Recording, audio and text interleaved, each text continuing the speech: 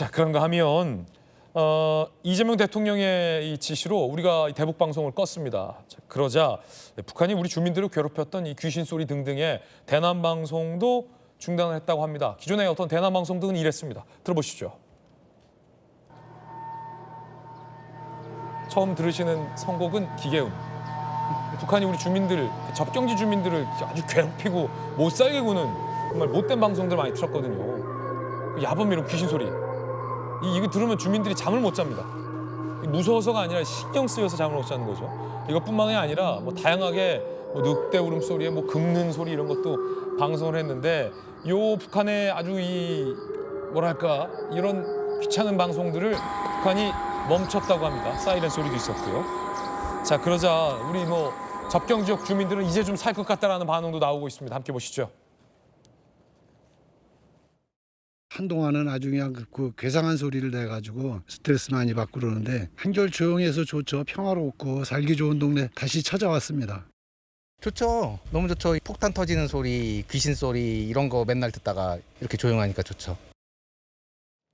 네, 김주영 의원님, 북한이 그래도 뭔가 좀 화답을 했다라는 게 좀 의미가 있군요. 예, 다행스러운 일입니다. 뭐 남북 관계를 이 적대적 관계로 규정하고 나서는 정말 굉장한 긴장 상태에 있었잖아요. 그래서 그 오물풍선하며 저희가 계속 여기서도 많이 다뤘었는데 다행한 일이라고 생각하고요. 특히 접경 지역의 주민들은 이게 잠을 제대로 못 자면 사람이 우리가 정상적인 일상이 안 되잖아요. 얼마나 고통스러운 일입니까? 그런데 간만에 정말 평온하게 푹 주무셨다고 하니까 정말 다행스러운 일이라고 생각하고요.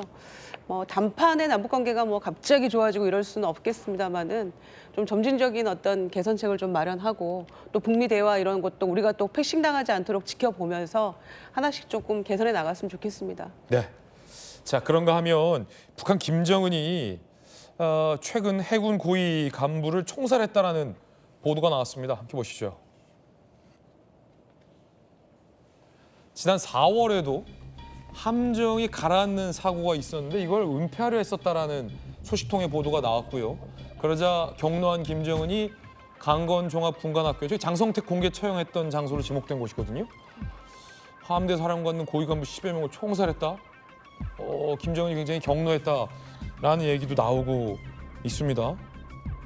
자, 주진우 의원님, 새삼 저긴 굉장히 무서운 곳이에요. 총살시켜버렸다라는 건데 어떻게 보십니까? 네, 북한의 이제 독재 체제에서 이제 뭐 사법 시스템이나 이런 게 완전히 이제 무너져 있는 상태거든요. 그러니까 이 북한과의 관계 회복도 당연히 중요하고 저도 환영하는데 균형 잡히게 잘 봐야 돼요. 그러니까 저 북한 체제를 얼마만큼 신뢰할 수 있느냐의 문제가 있고 대북 확성기 문제도 마찬가지입니다. 인근 주변 분들에 대해서 고통받는 분들에 대해서 정부가 적절히 보상을 해줘야 되지만 대북 확성기를 틀었던 이유들을 좀 살펴볼 필요가 있습니다. 그 기존에 있었던 거는 다 천안함 폭침, 목함 지뢰 도발, 또 그다음에 핵실험, 그리고 오물풍선 이런 것들에 대해서 대응적인 조치로 한 것이거든요.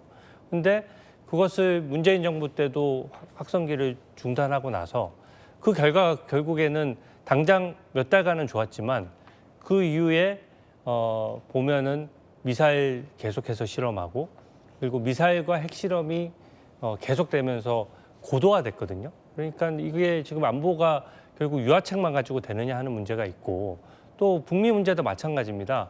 지금 그 당시에 문재인 정부 때도 문제됐던 게 대한민국 패싱 논란이거든요. 지금 아까 김근식 교수님께서도 잘 말씀해 주셨다시피 트럼프 대통령 입장에서는 본인의 정치적 성과여야 되기 때문에 대한민국을 패싱할 우려가 있고 핵을 또 용인할 우려도 있고 또 한미 주둔하는 그 미국 그 군대 주둔군에 대해서도 갑자기 그 숫자를 줄일 수가 있거든요. 주한미군에 대해서. 그러니까 그런 부분에 대해서도 균형 잡히게 봐야 되기 때문에 저희가 지금 확성기를 일방적으로 꺼서 화답한 부분까지는 저희가 좋게 평가하지만 그 이후에 후속 조치가 굉장히 정밀하게 가고 아까 나토 회의 참석이라든지 이런 부분도 우리가 지금 실용주의가 말은 좋지만 결과적으로는 양쪽 다에서 또 배타적으로 될 수가 있거든요. 그래서 이 부분은 국익 차원에서 좀 정권의 어떤 성향과 상관없이 좀 바라볼 필요가 있다. 그 말씀을 꼭 드리고 싶습니다. 네. 밸런싱이 중요하다. 안보의 밸런싱. 양트정 변호사님, 그런가 하면 그 벌러덩했던 그 신용 구축함을 진수식 다시 했다는데요. 맞습니까?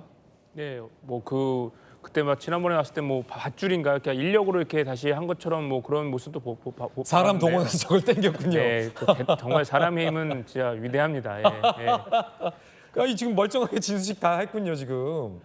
네. 야, 아니 그러면 기왕 이럴 거 뭘 또 총살까지 합니까?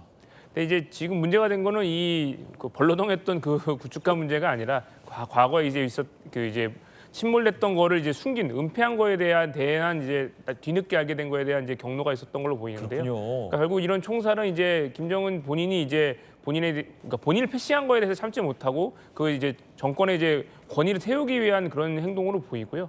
근데 사실 이제 지금 뭐 북한과의 이제 조금이라도 이제 대화의 채널이 이제 우선 대북 확성기라든가 이제 대북 전단 같은 걸 이제 금지하는 이제 그런 이제 조치가 원래부터 진작에 있었죠. 근데 이제 대북 전단 금지법도 있었고 그건 실제로 이제 2021년에 미국 하원에서 이제 톰 렌토스 인권위원회에서 그 부분은 사실 북한 대북 전단 날린 게 별로 의미가 없다. 왜냐하면 제대로 그 북한 정권을 알리지도 못하고 안에 있는 내용 자체도 뭐 사실 그 김정은에 대해서 굉장히 욕보이고 실제 이제 인권의 문제를 알린다기보다는 오히려 뭐 비방하는 걸 이제 그런 부분이 있어서 효과가 없는 걸로도 어느 정도 밝혀진 바 있는데 사실 그러니까 이번 일을 계기로 이제 조금 북한과의 남북 대화 채널이 다시 가동이 돼서 빨리 좀 평화라든가 물론 그 평화의 전제는 이제 국가나 안보 태세가 있어야겠지만 무조건적인 강경 체제보다는 이제 당근과 채찍을 번갈아 사용하는 그런 좀 이제 균형이 필요하다고 생각합니다. 예.